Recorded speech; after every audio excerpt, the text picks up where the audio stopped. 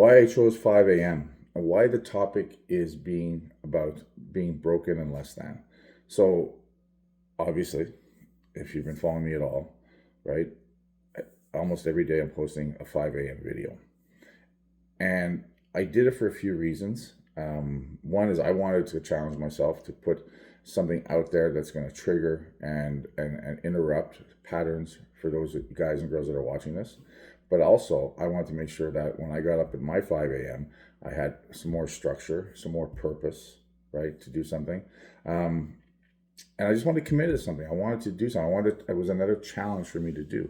Getting up early wasn't a challenge because I've been doing it for years because I have clients early in the morning. But getting up and adding another level of structure, committing to doing these videos was something else I wanted to add because it was important to me on many levels. 5 a.m. is the hour that no one's watching. There's no hype, there's no applause, there's no filters. It's just you and the truth you've been avoiding. I didn't choose 5 a.m. because it looks tough on Instagram. I chose it because that's the hour broken men wake up early but already tired. Not from work, but from carrying the weight of who they know they've become. And the pain I'm talking about isn't a loud pain. It's quiet. The pain of putting on clothes that hide you, that don't fit. The pain of avoiding mirrors and photos. The pain of snapping at people you love because you hate how you feel, right? The pain of knowing you're capable of more, but you choose comfort anyway. That pain doesn't show up in the gym highlight reel. It shows up at 5 a.m. when you're laying in bed, you're tired, your mind is going, but you're having a hard time getting out of bed because you're feeling heavy, you're feeling broken, right? And at 5 a.m., the excuses don't work anymore. You can't hide from them, right? You feel them. Why 30 days? Well, because broken didn't happen overnight, and neither does rebuilding. The 30 days is long enough to strip away denial, expose patterns, and prove to yourself whether you're serious or just talking, right?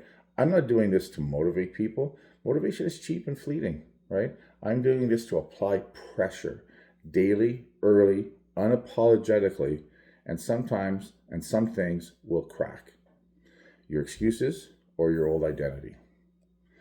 And why I talk about being less than? Because that's the language men actually understand when they're being honest with themselves. It's not that you're stressed. It's not that you're busy. It's not that you're burnt out. You're broken, you're drifting, and you're disconnected.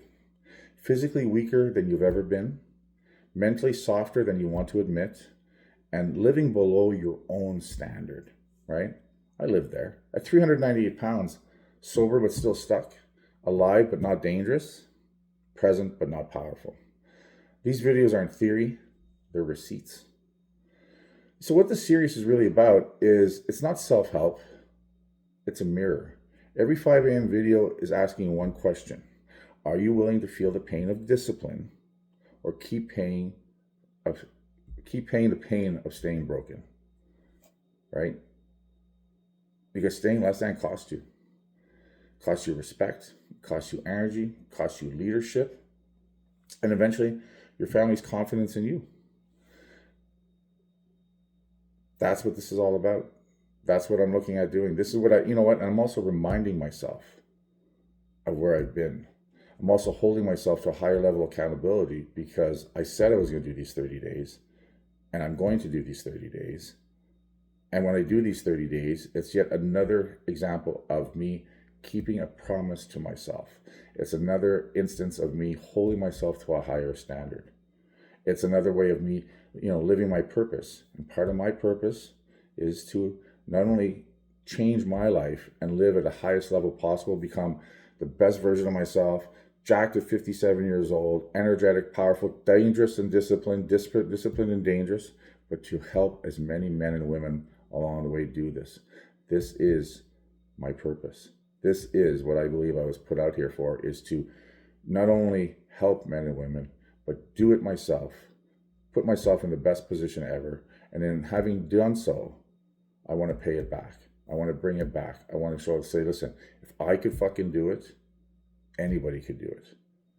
There's people out there with stories worse than mine. There's people out there with stories far from as bad as mine have been. No, that's not an issue. But when when we're stuck, when we're feeling broken, when we're feeling less than, when we let ourselves go to a point where we are not living and thriving at the level we should be, we are all experiencing the same thing.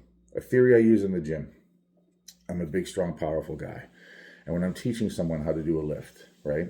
And I'm teaching guys, how to deadlift or how to bench press, and they see what I can do, right? It intimidates them a lot. And I tell them this. I said, I want you to understand one thing. When I get under the bar and you get under the bar, there's a point that the load that's on the bar is going to feel heavy. And that feeling of heavy feels exactly the same for me as it does for you. Now, the difference will be how much weight's actually on the bar. So for someone starting out or someone getting back into training, maybe 150 pounds on the bench feels heavy, but that's heavy for them. For me, 450 pounds on the bar feels heavy, and that's heavy for me. The 150 and the 450 are different. However, the heavy is exactly the same. So we are experiencing the same thing.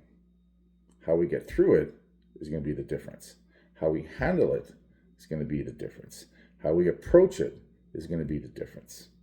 So those of you that are watching that are less than, and you know it, those of you that are watching that are overweight, soft, and broken, and haven't been even close to what your peak used to be, or you've never even hit your peak, right?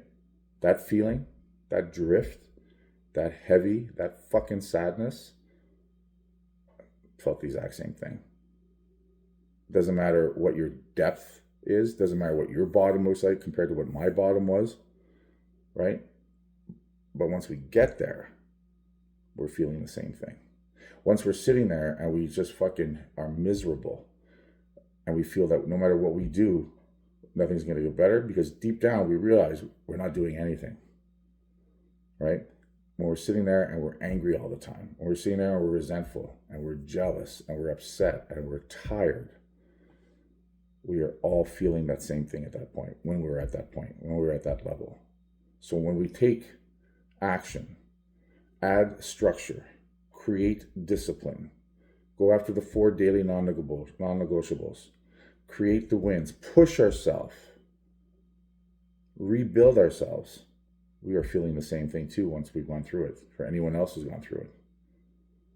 So when you see a guy, especially an older guy, 40, 50, almost 60, walking around, jacked, strong, energy and confidence in how they move and think, right? I want you to remember one thing. At one point, they weren't like that. They had to go through all the steps that I described to get there. Now, maybe they figured it out early in life. Maybe they just figured it out a couple of years ago. But to get to that point, when I see a guy that walks into the gym that's jacked, strong, and capable, there's a nod between us, because no matter what, we both know what we each had to do to get to that fucking point right then and there. I was training the other day and I met a young guy that I heard a lot about, coming to the gym, one of his buddies. This guy's a monster, jacked, muscle upon muscle, ex-football player in his 30s, a phenom, a fucking phenom, physical phenom, amazing. I wish I had taken care of myself to that level in my 30s. I was strong and powerful, but I wasn't a unit like that. And when I met him, right, I was like, dude, I heard a lot about you. Man, you're a machine. Give him a slap on the chest. I said, you're thick as fuck. And you know what he said to me? He goes, man, you're a fucking machine. I've heard a lot about you. So the 32-year-old's talking to the 57-year-old, and we were talking the same fucking language. 2 jacked motherfuckers standing in the gym. 25 years between us, but talking and breathing the same air, because what we did to get there was very similar. That is what I'm talking about, and that's what I want for you guys, and that's what's available for you guys and girls that are watching. So to take action. I'll talk to you guys later.